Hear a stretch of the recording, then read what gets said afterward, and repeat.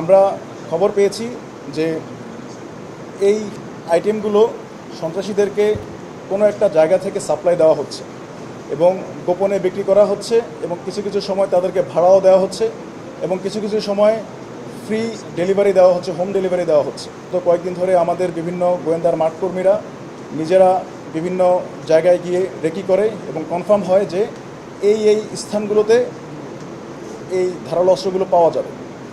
অতঃপর আমরা আজকে নিউ মার্কেটে গিয়ে 3 থেকে 4টি দোকানের মধ্যে তল্লাশি চালিয়ে আমরা এই ধারালো অস্ত্রগুলো উদ্ধার করতে সক্ষম হই। উপরে বিভিন্ন কিচেন আইটেম রেখে ভিতর থেকে গোডাউন থেকে এগুলো তারপরে সাপ্লাই দেওয়া হয়।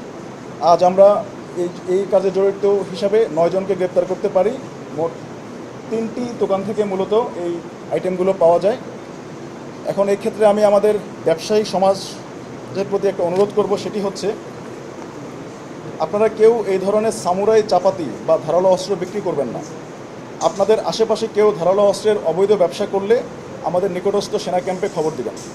সকলের সম্মিলিত প্রচেষ্টায় কিশোর গ্যাংয়ের কার্যকলাপ বন্ধ করা সম্ভব হবে ইনশাল্লাহ।